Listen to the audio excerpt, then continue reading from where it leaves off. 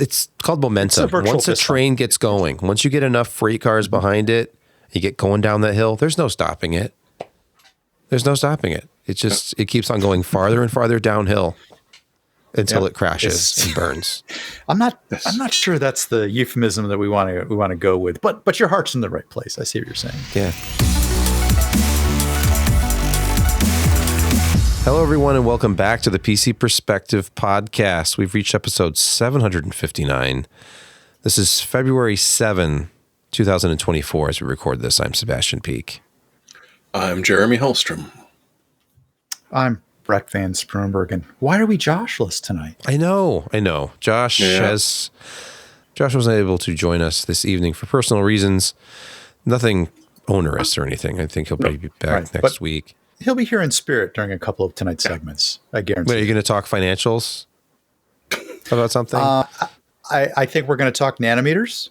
Oh, that's right. Okay, some process tech news. Going to be a nanometer talk. And Jeremy has kindly queued up a food segment for us. Josh is on Twitch. Sorry, was I dropping out? Josh is Twitch streaming right now and not podcasting with us. Is that real? I feel so violated. I see exactly where we fit in now. Playing Flight Simulator on Twitch and not podcasting with us. You can go to patreon.com/PCPer and become one of our patrons, I believe is what they call it. And show us more love than Josh is right now. Yeah, exactly. Instead of streaming yourself playing Microsoft Flight Simulator, instead of podcasting with us, you could support the site and maybe even coax Josh back next week. It's possible. Yep. We want to thank Kubuntu Kowalski. Again, this is like second time in recent memory. Rodriguez definitely as well. And M. Rodriguez. There's two new Patreons this week. We love it. Thank you for keeping the lights on. Yeah, thank you, both of you. Really appreciate it. Just more the merrier. Get on board. Let's keep this train going. Yeah. Join our exclusive club. Jeremy, would you like to introduce Josh's burger of the week? Well, those familiar with the podcast are going to instant realize that this definitely is not from Born on a Barn. The fries do not look anything like that, and the burger is not squished, is tradition with Josh's lunches. And does look like it's a double patty, or else it's just one incredibly thick one. I see separation there. So I'm assuming it's a double smash patty with some sort of white substance sprayed all over it. It looks lovely. The bun I am very jealous of. I mean, we've got two different types of sesame seeds from the looks of it. It's hard to see if there is anything in there other than meat and cheese. I would suspect that there's at least some whiskey sauce in there because he called it a whiskey burger. It wouldn't surprise me if there were mushrooms hidden in there, but you never know. And those fries do look just about perfect. The skin has been left on. It's been fried to a point where you can just see how happy that potato ended up being before it was consumed by Josh. Would you call the whole these thing gives off an air of being slightly more, I don't want to, I'm looking for words like put together, less oozing. It looks gourmet. It does. Yes, practically gourmet. And apparently he got this done medium well, if I'm interpreting this stick correctly. That certainly looks like a medium well to me. The pickle's a little disappointing. You would hope for a bigger pickle with a sandwich that size, but well, what are you compensating for? When you have a burger this big, you don't need a big pickle to go with it. And with a bun with a bun that firm, you know what I'm saying? Yeah, that's fair. Let's move on to news. And our top story, a very intriguing price cut from AMD. They're being aggressive in the wake of those super releases from NVIDIA. They have the RX 7900 XT now available for as little as $699 United States also known as roughly half the price that an RTX 4080 Super is retailing for right now. Yeah, because that $999 was... it's best case scenario that you can find one for that. Wait, check the stock at Newegg and other places, but it's going to be hard to find at that price, especially for partner cards. $12 to $15.50. But that is a nice price. Lowest price in 30 days. No kidding. That is very attractive. It's in stock. I can add it to my cart right now. It's a Sapphire Pulse model, so I know it's going to be quiet. Cool. Mm-hmm. And do you really need more than and custom? XT? Their boards are high quality, so there's no doubt that's going to run very well. So, the price cut on the 7900 XT, would you buy that over? What does NVIDIA have at that price level officially? That's somewhere in between the 4070 Super and the 4070 Ti Super. Do they have a $699 card anymore? Isn't it $599 and then $799? Well, that's what I'm thinking. But then because of what prices are doing right now. So our next news story is a non-story. Well, kind of. It's the fact that we don't have a review of the Ryzen 8000G APUs. Even though we got them. We actually have those. I was testing them in advance, but there were some problems with the performance consistency and longer multi-threaded workload type situations. And AMD, I think it was Gamers Nexus who discovered this, and then AnandTech was reporting on it. This is from February 2nd. AMD set to fix Ryzen 8000G APU STAPM throttling issue. Sustained loads affected. It's... Ooh. I was able to see this myself very easily. You get up to about the 180 second mark of any multi-core benchmark, and it will just drop. Mine dropped from 5 gigahertz down to about 3. And it wasn't because of thermals. I was running a 360 millimeter liquid cooler at 100% pump and fans, and the temps were great. It just started throttling. And it was almost like, the old days of an Intel processor when it hit its like tau period, and it would revert back to PL1 and be power limited, but this was not the case. Apparently it's a skin temperature feature. Aware. Yeah. What is it? Skin temperature aware power management. And it's because this is a mobile part, and it's been adapted for use in socket AM5, and they just didn't disable that. So simple firmware update. Hopefully, I'm still waiting. It's been about 5 days since I have heard anything from my representative. They said that they would keep me apprised of a BIOS update. And warning for those at home, please do not check the temperature of your running processor with your skin. It's probably shut down by then. Back in the day, you could reach over and touch the top of your ceramic top CPU and feel if it was warm when your system wasn't posting oh, the CPU is warm though. Oh, it's very warm. In fact, now you may leave skin behind. I smell burning flesh. Yes. I should probably be using a heatsink.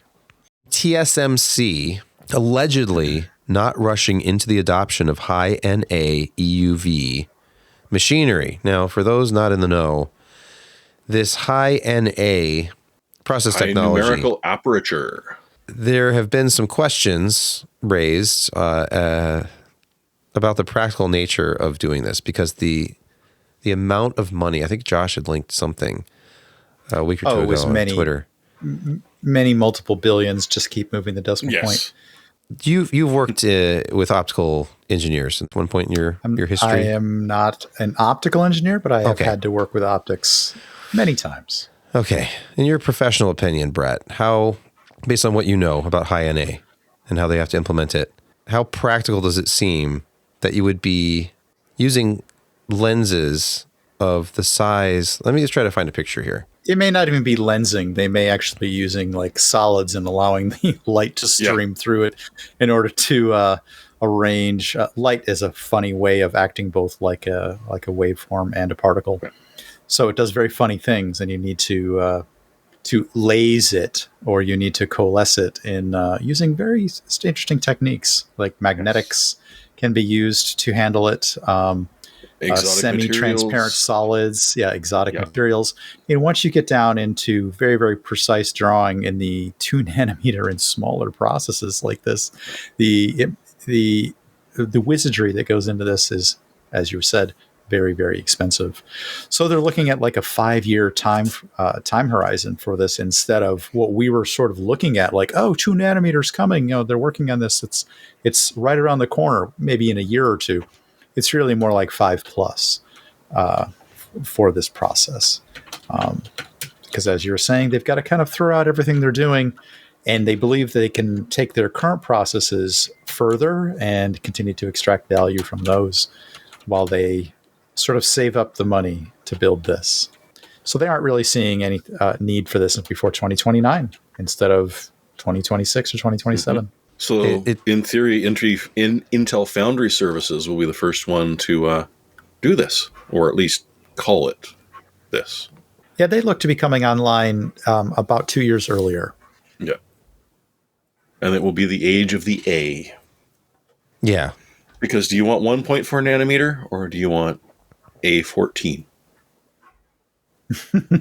Depends on, well, their nomenclature is divorced from the actuality of what it is that they're building. Well, so, yes, and then there'll be Intel Tiny. The argument is, of course, well, where are you taking the measurement from? So it's an argument for people who are. It's a very complex formula to make sure that everyone feels that they're, not being told that they're bigger than they are in this case. Dissed. Not being disrespected. Exactly. Look, yes, 850 picometer is correct, but some people can't count that high anymore. So we're going with big number, not better when you're talking about process tech. You need a tiny number. Yeah. And there's the naming convention problem that they're going to be, struggling with soon once they get into the almost sub-nanometer eventually. The idea would be to get there. Where do you go from there? Like suddenly the numbers will get much larger, rather than continually getting smaller.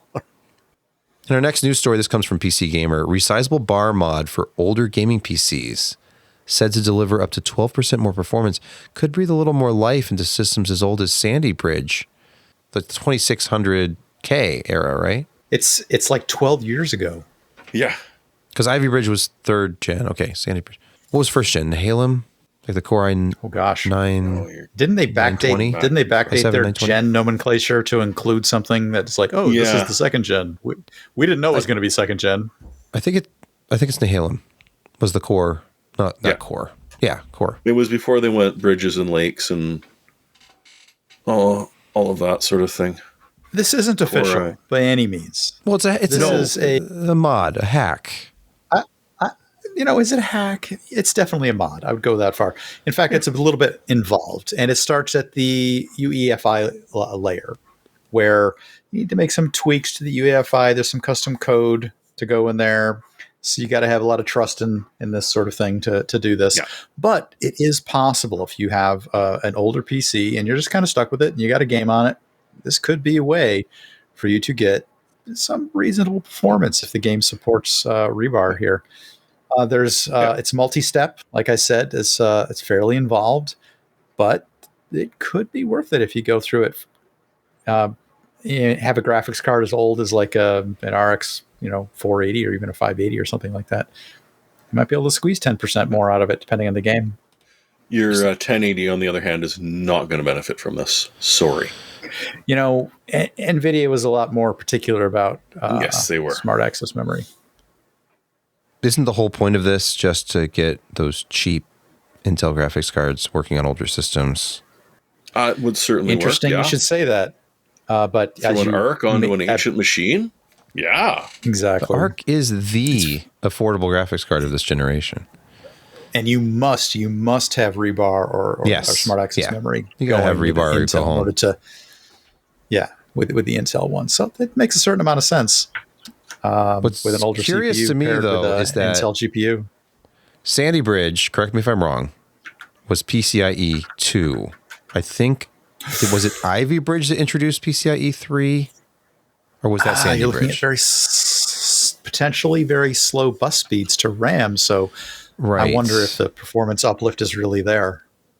Especially when you have a card that's going to be like a by 4 or a by 8 running on something as old as Gen 2. I'm going to look this up. Oh, come on. We still do by 8 cards. 100K. Memory had their own lanes, but was the cross-connect fast enough to actually warrant Smart Access Memory? Would there actually be an uplift on boards that were that slow and we're using a bridge? I don't know. I mean, there's a chance you're going to get a boost out of something that's 12 years old at this point. Hey, if you kill it, well, it was time to upgrade anyways. Yeah. It looks like, according to the TPU database here. It's PCI Express Gen 2. I think Ivy Bridge was the first that was Gen 3. Unless you had a fancy chip on the motherboard. While you can do this, you might not want to. I love that people are doing it. But if it supports newer than the 2600K as well, obviously, then you just throw an Ivy Bridge in there on your Z67 board and enjoy that PCI Express 3.0 experience. We're going to move on. Windows 10. Are you still having trouble running Windows 10 on the older? Well, yeah, I have an original generation Threadripper. It's not qualified to run Windows 11. It's straight out. Nope, that's unsupported hardware. That's true. I'm misreading this. It's not that you're having trouble with Windows 10. So you have a machine that does not meet the stringent hardware requirements of Windows 11. And what are you going to do about it? Well, Microsoft would like you to throw it out. And to make their point very clear, a recent update, and these are for the apps, it's not like an actual Windows update or anything, but some recent updates have killed calculator, photos, calendar, just the sort of basic things that you would use an ancient PC for. And so you just try and run it, and it just fails and pops up an error. And so, it suggests, hey, well, maybe you should go to the Microsoft feedback hub so that you can let Microsoft know that this is broken. I'll give you one guess as to what else broke with these recent updates. The access to feedback hub? Yes. So you can't even complain to Microsoft about your broken apps. They don't want to hear it. That was totally I saw that one coming.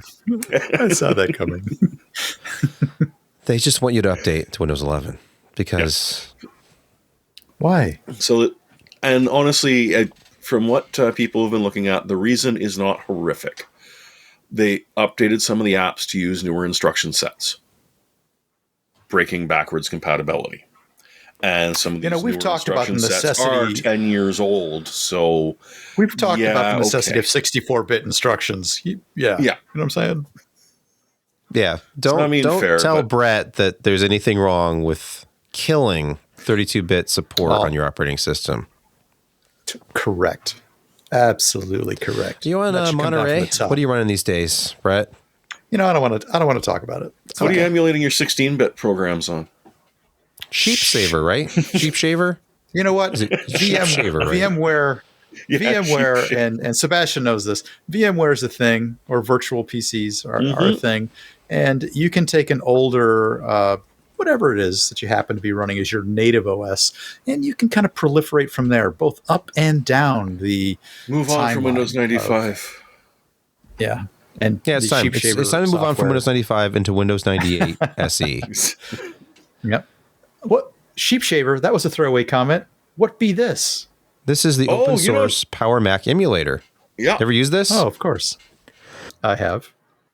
Our next news story concerns Google Maps, which will soon come with AI hallucinations, thankfully. Really, Jeremy? Hallucinations? Are you sure? Well, I mean, they might. There is sort of a drive out there to stop calling them hallucinations because several mind theorists are upset at the idea that they're stealing a word that only should happen to an actual conscious being. That left aside, Google Maps local guides feature. So it's not just the straight out maps. It's the, hi Google, I'm in a strange city and I'd kind of like to, check out some random places in this city. And so it will give you like a little more natural language search results. But I mean, it's going to misunderstand some of the things that you ask. And you might end up with some more interesting encounters during your day than you wanted. And honestly, I'm just sort of worried that out of the desperate need to be able to provide a result, it will come up with stuff that doesn't actually exist or is vaguely related to what you were searching for. I'm also not sure if it won't send you to like the best, late night eat shop might be in the middle of a area that you're in LA and that's sort of where the gang wars are going on. But hey, on the plus side, it is the best late night eat place. So yeah, I don't know. it could be interesting, and it's a good way to start, because if you're using local guides, you're already saying, hey, internet, tell me where to go. So we'll see. It's only going to be available in the US, so the rest of us won't have to suffer. And if you guys survive it, well, we shall see. I was liking the suggestion in the chat that this could be, something where you're asking for, what's the nearest place selling potato chips? What I would like to happen is that then the generative AI says, oh, this comic book store over here, which also sells snacks at their counter. And then it brings people into the local comic book stores and enhances and develops nerd culture. Well, I mean, this can certainly happen because LLMs are essentially reading LLM-generated descriptions of places now. Yeah. Like, there are huge volumes of texts in this product descriptions you don't even see. They're in the back end, and they're scooped up by these large language models going out there. And they get ChatGPT 4.0 to rate them about, I want to be on the top Google research of everything. And so they get an LLM to write it. And the best thing is that LLMs tend to be biased towards other LLM-written material. And so you can rocket up to the top very quickly until an engineer catches you, and then you get sort of pushed down. But yeah, it's LLMs all the way down, or at least it will be soon. If you spend a little time digging in on this sort of hallucination thing, there's really something to it in that it vaguely actually resembles a mind creating or synthesizing something that doesn't really exist or isn't there. And an LLM/AI will happily attempt to satisfy your request, generate a real result, but create something that wasn't really there but seems vaguely truthiness. There have been instances of an LLM actually citing legal decisions and past performances in law and giving those back to lawyers and saying, hey, this thing actually, is a settled, case or something like that. So there's a court case in front of BC Supreme Court right now where they're deciding how much to fine the lawyer who used ChatGPT to generate their defense, and it literally came up with 3 cases that do not exist. And it's not so much that you use ChatGPT, it's that you didn't fact check afterwards and have wasted the court's time. You did literally stand up. Like, lawyers aren't exactly under oath, but they're not supposed to make stuff up, and did. Yeah. So it's already a foregone conclusion. There will be a fine and punishment. It's just how much. Well, it's a great example of we lack a better word for it other than to describe it as hallucination. I mean, works, but sure, like utter total, garbage. Ego. Anyways. Yeah, let's, enough about Google. Here's another Google story. Google will no longer back up the internet. The cached web page. I know that sounds... It's dead. I saw this the other day and I was thinking, oh no, now our reliance on the Internet Archive is even greater. And what happens if it ever goes away? Right. Scary. Start saving those web pages manually. So I know that I used to use this feature, and what we're talking about here is when you search something on Google and it sort of iterates through all the different web pages, there used to be a little link at the end of it where you could see a quick version of that particular page, and it was often useful to see what's on that page or get a sense of it before visiting the site. But Google also did it as a way to show a result if the source material or the source site was inaccessible for whatever reason, whether it was a routing problem between you and there, or the site was down. The internet, as it's grown over the number of years, has become a bit more resilient and a bit more distributed, especially with the proliferation of multi-point sources for the same sites and caching engines and things like that. So they've decided to do away with this and euphemistically calling it, we're not backing up the internet anymore.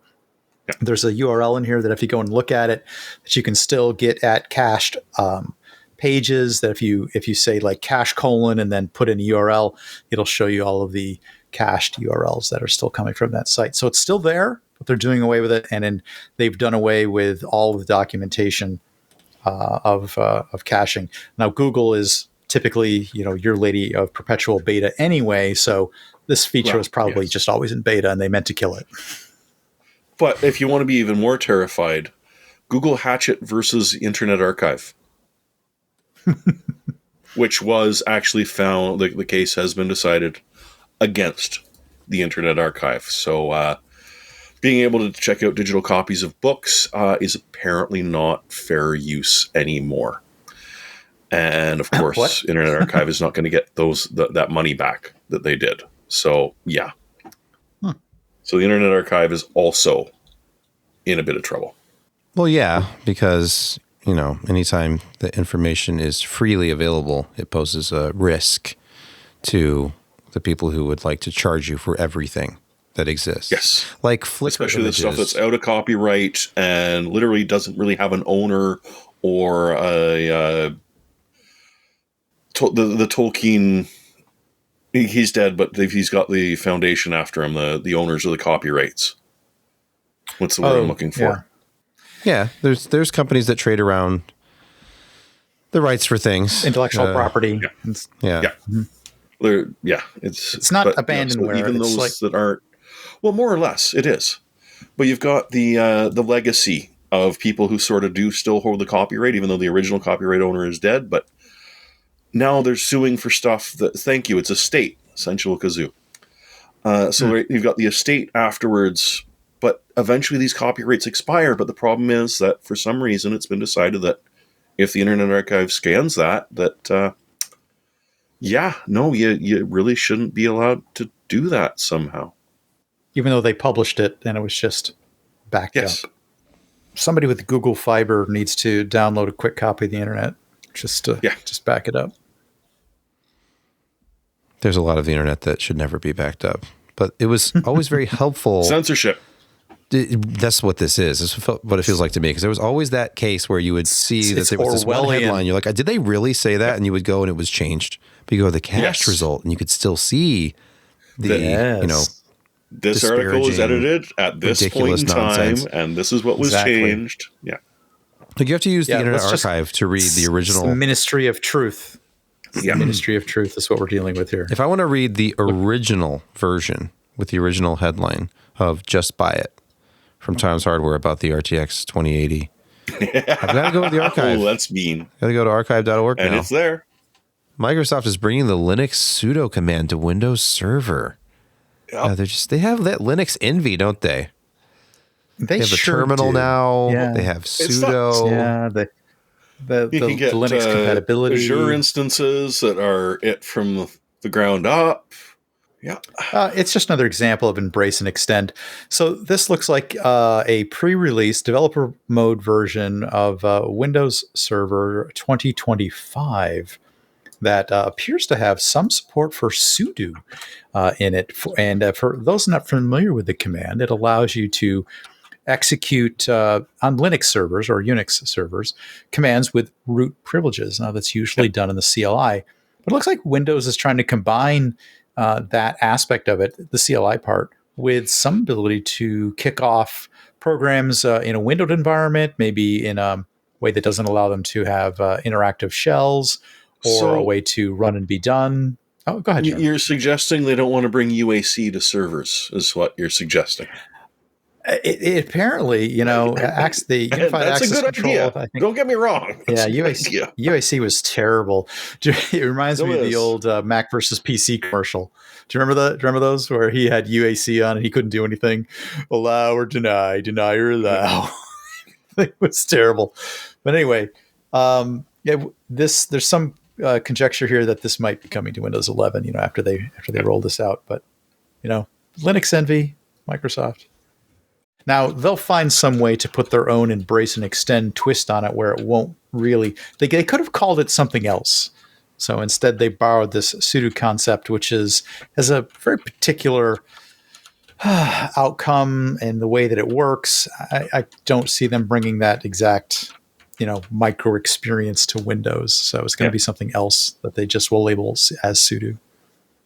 On the eve of Security Corner, as we are right now on the podcast, I find it interesting that Microsoft adding the super user command to their terminal that could not possibly have any negative consequences down the road. No, I'm sure they'll implement it perfectly securely. Yeah, totally secure. There's no scripting that's going to happen, and just start doing super user commands all over the place. No. And overriding, wouldn't sudo override administrator? I mean, it's the super user. It's the ultimate authority. Essentially, it's doing is run as admin. You think so? There's like a mixed role concept going on here. I don't know why they need something like this with run as admin already built in. I'm not sure I understand the reasoning. Oh, well, as I mentioned to whoever asked me the question, Sierra Poll, you can run that from within a non-elevated window, right? So instead of running your command shell as an admin and then doing everything, you can just literally once dump in a command, done. And that's the point inside Linux. Yeah. Mm-hmm. Yep. There is one less character in there. Let us move to security or insecurity corner.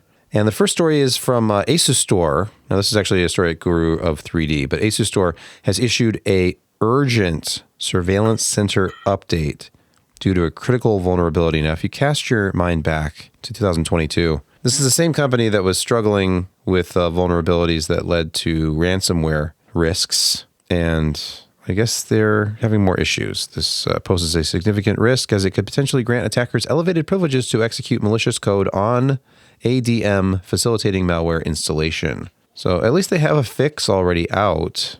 You can just update your surveillance center to the latest version. Change your password. It always sounds so convenient to expose your appliance outside of your home network for remote access purposes, because, wow, that just sounds so convenient. And then this kind of stuff continues to pop up. And it's not just Asus Store.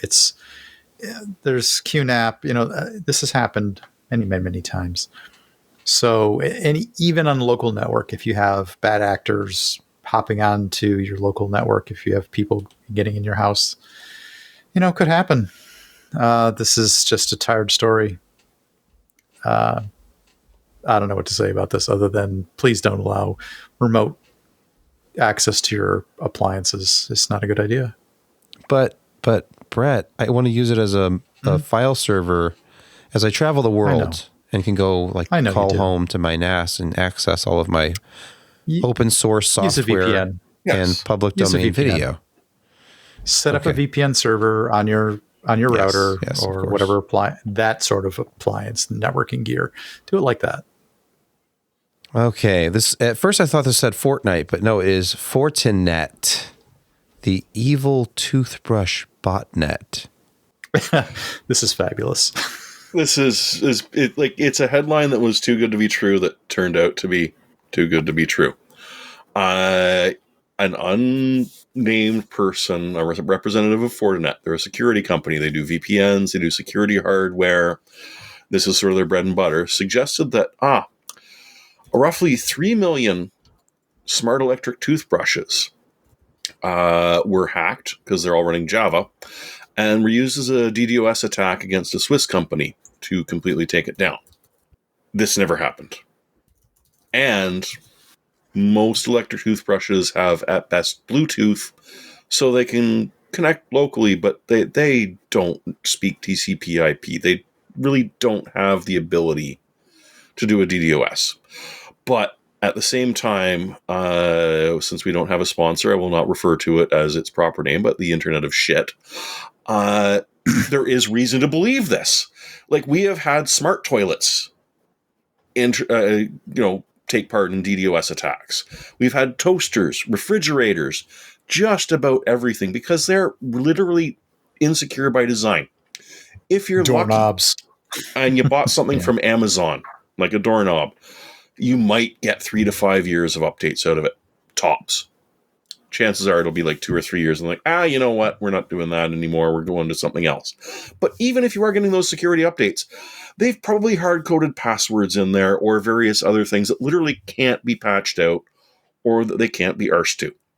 So the theory that, yes, 3 million toothbrushes could eventually do a DDoS is possible. It didn't happen, though. And there's much better examples that you could. A couple of news stories, and because, a lot of news sites are so credulous, they fully pulled this out. It's hit the YouTube influencers at this point. So don't worry, you'll be seeing lots more about this story as if it was true.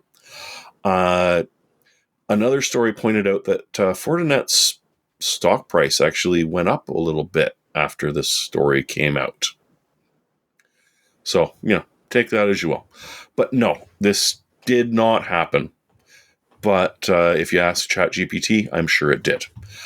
Well, Discord suggests that it's hallucination, Jeremy. There you go. It was probably an AI-generated news post. And, AI. Now it's the AI security company now. Seems truthy. And the best part about it is, the day after this happened, all of a sudden, 2 10 out of 10 CVEs for a Fortinet client came out. And people were like, oh my God, oh crap. Why is this dated September 2023? So they did a database update for a couple of things on the CVE that was released last year and already patched several months ago, as if it was a brand new one. So someone at Fortinet is having a really, really bad week right now. And it's review time. So when they ask, what have you done for us lately? It's not going to be good. No, it's not. In our next security story, Mozilla Monitor Plus, protecting us users from data breaches for a price. I mean, you have to subscribe to this service, of course, because how else are they going to security isn't free. It's not free. Yeah, exactly. No, it's about $9 a month. But, I mean, can you really put a price on your security? Apparently you can. It's $9 a month. Oh, or $107 a year. But so this is a new Mozilla feature that a couple of other places already offer, up to including the professional ones. What they do is they've got access to a whole bunch of the data brokers who shouldn't exist in the first place, but it's okay that they do. But anyway, so they'll scan them, and they actually claim to be doing a couple more than most of the other places will. And they monitor it. And so if any of your personal information comes up, any of your passwords have been released to this, they will let you know right off the bat. And they will actually give you steps on what to do, which is, change your password. Don't give out your mother's maiden name to every person. It's you'd think it was easy, but there's enough business out there that, companies like Mozilla can offer this. It's, again, only available in the US, and they will give you a one-time search so that you can take a look at it and see if you'd like this service or not. But in order to be effectively searching for all of your personal information and passwords, you do kind of have to provide a lot of personal information to Mozilla to make the search a little more effective.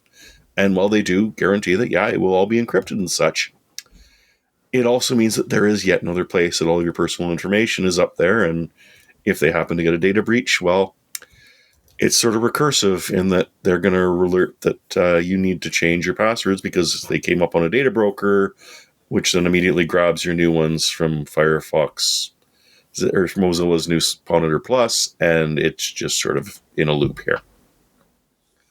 So it is a good service, don't get me wrong, and it's nice to see. It is not free because you have to pay for access to these data brokers' databases.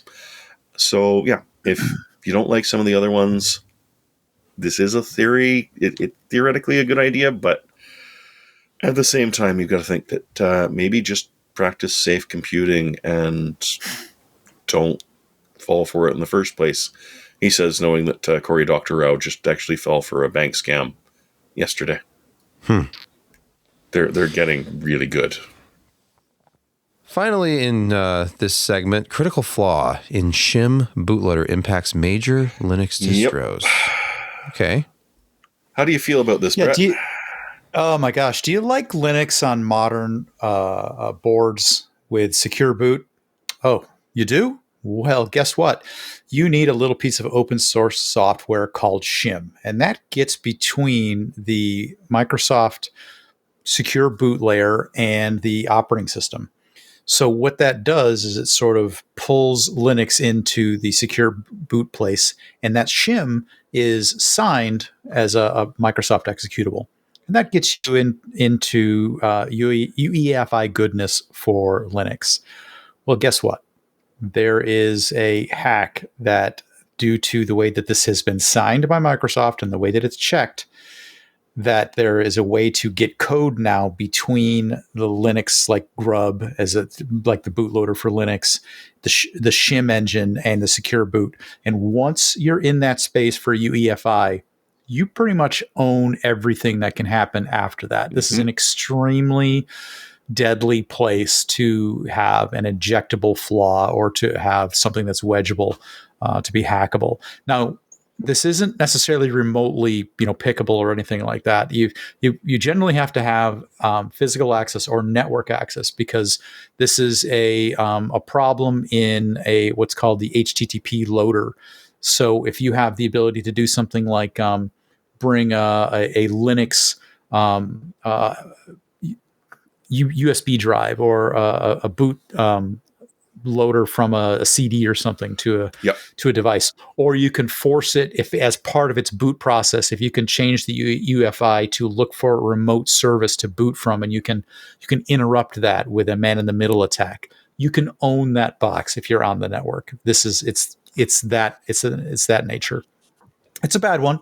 I'm not sure they've patched this one yet. I think that they have. There's a new bootloader for this. Well, there may be a new bootloader, but what you have to do is you have to go in and invalidate and I think it's at the UEFI layer, you have to invalidate the previous signing certificate that Microsoft was shipping to allow things like shim to work. So you have to invalidate that signing cert so that this shim attack no longer works. It's bad, and it can affect Red Hat, Debian, Ubuntu, SUSE. So a lot of the major vendors are potentially impacted by this. And it's a good thing that there haven't been a bunch of UEFI vulnerabilities recently released that you can't get rid of, that might actually work really well with this in a horrific manner. I can't believe that earlier I was just advocating for, let's run SAM on an older board. You just need this UEFI hack. I know, it's kind of cuts both ways. What could possibly go wrong? Exactly. All right, well, so security corner. Get shim upgraded, invalidate that Microsoft cert, go take a look at this, check your shim. I think it's 15.8 is the newest one I think I just read. Yeah, get your shim together. Come on. Get your shim together. Yeah, otherwise someone will wedge it. Mm-hmm. Yep. So Linux vulnerability, thanks Microsoft. Yeah, no doubt. That's kind of true. All right, let's move on to gaming quick hits. And first, a quick update about Starfield. There is a new beta available today. It's Starfield Update 1.9.67, and it includes support for AMD FSR 3 and some other fixes. But that was the big story. You can get Fidelity FX Super Resolution 3. It also added support for XC super sampling. Interesting. So that's good. I mean, the game on top of the old patch, which actually added ultra widescreen support. Finally, the game is almost done. I think that it's almost ready for release soon. We're in a year later. All right, let me pull up this next story. Oh, there's a demo. Hold on, let me. There is. There is. Because yes, the bad news is Homeworld 3 has been delayed. It's coming soon, October 8th, I believe it is. A little bit later than they wanted. But for now, you can quickly grab a demo on Steam, and it'll even let you save your progress towards the main game if you buy it, so that you don't have to redo it. Nice. There have been some people a little bit annoyed with the controls.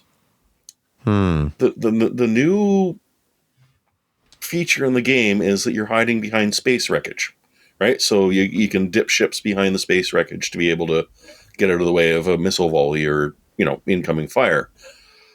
This does mean you need to be a lot more precise than you did in Homeworld 1 and 2, where You just sort of had empty space, and as long as you were close to where you wanted to be, you were good.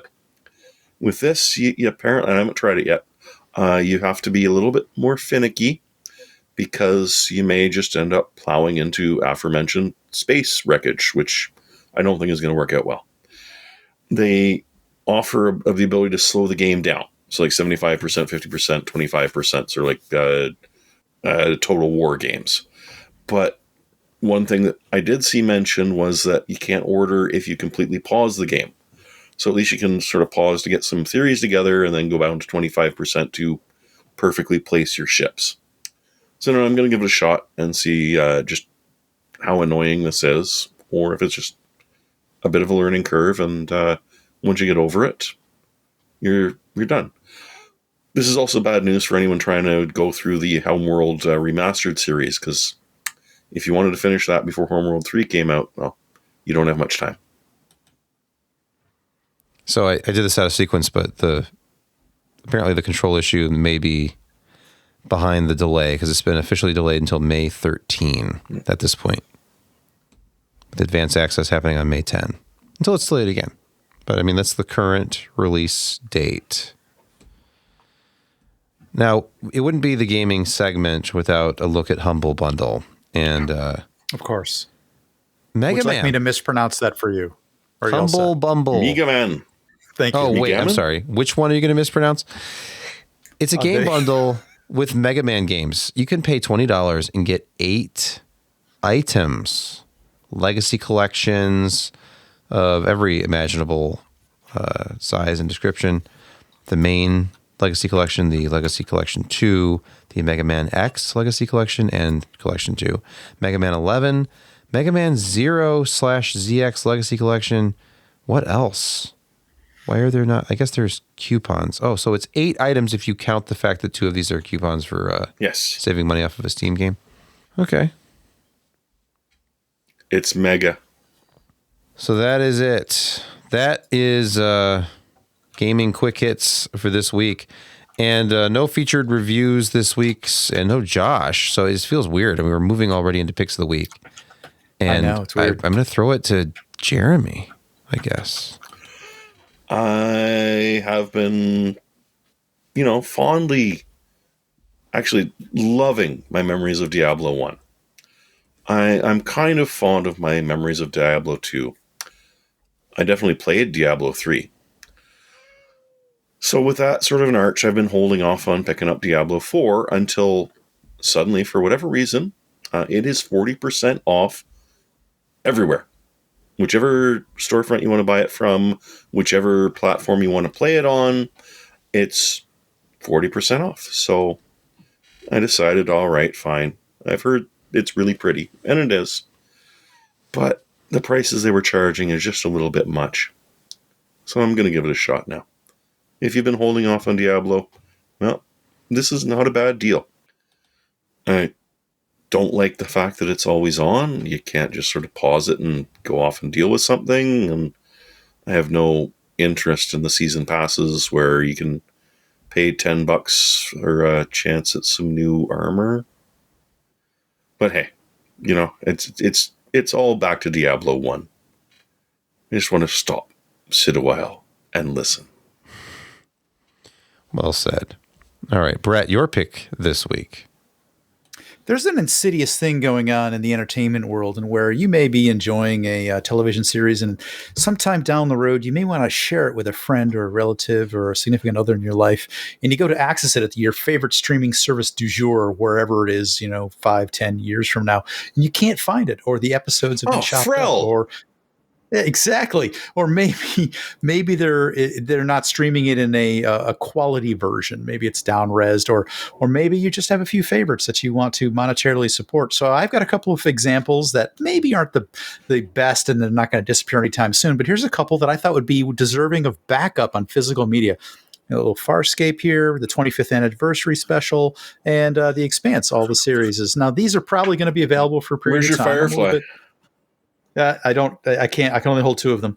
Okay. So the point here is that, yeah, physical media is quote unquote dead, Now I may rip these and put them on my local server, but I own the physicals. And the 55 bucks for the Expanse. Yeah, That's it's not nice. bad. It's actually a pretty good deal.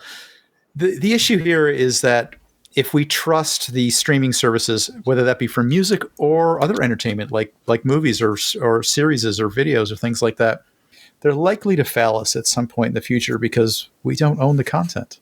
So if you like something, you might want to buy it physically, even if you do rip it onto your own server eventually, which I probably will do.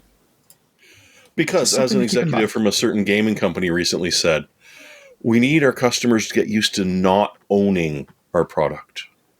I've heard that, and I think it sucks. I think you should own stuff. It does. Yep. All right. My pick this week is actually computer hardware related. You have a pick. I bought last night in a moment of weakness, just unable to sleep. Like, what is? I'll buy a CPU cooler. I've been testing CPU coolers, and I kept coming back to this one Thermalright cooler. Now, back in the day when I was last testing coolers, I bought a Hyper 212 Evo from Cooler Master because everybody was talking about that one. That was the cooler to buy. It was so cheap. It was like $30, $35. And it was as good as you could get for the money. So I bought one to do comparative testing against. And these days, the mantle seems to have been given to Thermalright with the Peerless Assassin. Yes. The Peerless Assassin 120 SE, which I don't think you spent enough on this. I can't believe this price. I paid $30.59. And wow. I was not expecting a lot. Like, it looks impressive in the pictures. It's got all these heat pipes. It's Thermalright. I mean, do you remember the days when high-end cooling meant you're choosing between the Thermalright Silver Arrow and the Noctua D14? These days, this Peerless Assassin, I mean, the Gamers Nexus did a review of it, I think, about 8 months ago. It is really good for the money. It mounts securely. The mounting process was actually perfectly fine. It reminds me a lot of a Ninja cooler from Scythe, like the Ninja 4 or Ninja 5. I have one of those Ninjas. You're right about that. It's a little louder. That's the one thing about this is the fans are not ultra quiet. That's because they're not tan. If they were tan, they'd be quieter. They're probably sleeve fan. Are they bearing? Are they ball bearing? Are they sleeves? I bet they're sleeves. They're actually fluid dynamic. What? According to the stickers on the fans, it said heatsink fans. Power supplies fans. Unless I'm just blind, I thought I saw FDB on the fan. But in any case, it's $30. Yeah. For that price, you got two FDB fans at $30. Two fans of any kind, plus a dual tower heatsink. Yeah, that was my point. It doesn't feel like I'm paying for more than the materials that they use and the packaging, and some basic marketing. And it gets a little loud under load if you're cooling something like a 14900K with it, which it does exceed. I don't remember seeing an actual number on the box that I got. I think it's rated for about 250 to 260 watts. Will those fans spin up above 2,000 RPMs, or are they limited? No, I think it was 1,700 RPM, something like that. 16 to 1,700 RPM. Which the description is beautiful, though. I mean, double tower cooling is stronger. It comes with an anti-falling off mounting bracket. Ooh, we don't want it to fall down. That's good. Nope. Anti-gravity, essentially. They have 6 copper heat pipes here. It's got I was at this price level, I was not expecting a nicely milled flat nickel base. I mean, the real tell is in the mounting hardware. Did it feel chintzy and wobbly, or was it like super tight? It's kind of a mix. It's very similar to Scythe in many respects. Okay. It's not any different. Almost jangly then. A little bit. It was a little wobbly. Actually, getting the little like the mounting. I don't know what to call them. Like the little mounting arms that go on the posts. The ones they that were go wobbling across around a and little then bit come until I underneath. tightened down. It was as secure as SecuFirm is with the Noctua stuff. There's nobody with a better mounting system than Noctua, in my opinion. Not that I've encountered. But these are very good, and I don't mind spending a couple of minutes fiddling with something when I'm spending $30 on a cooler that can actually keep Amazing a modern price. CPU in check. Amazing. If you're running at, stated TDPs, if you are enterprising enough to go into your system setup and say, hey, this Intel processor has 125 watt TDP. I'm going to set it to 125 watts after 56 seconds. Let's put in 253 for your short-term power, actual Intel spec, 56-second tau, and then put in 125 watts for the long-term power limit.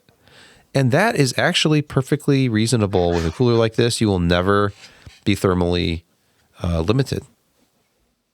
But if you are running with a 4,095 watt limit, as every, Z600, 700 board I've ever seen starts with, good luck, because this is going to go to 97 to 101 degrees immediately and start throttling. Right. So that'll do it for this week's podcast, this week's grumpy old guys tech show, which sadly Josh was not a part of because he's traveling and apparently streaming himself playing games on Twitch. Yeah, but he's it traveling definitely would have over been over Australia right now in hopefully not a 737 MAX 9, but yeah, the doors tend to. He definitely would have been a front man for the grumpy old show. He would have been. Yeah. We're not the cranky geeks. I mean, there's no John C. Dvorak here. Not yet. No. But someday. Give us time. If we play our cards right. The mouse, it's never going to catch on. And QWERTY is just dumb. Don't let him walk away from that. He definitely said that. Yeah. He said it true. more than Bill Gates said that 640 was more than anyone would ever need.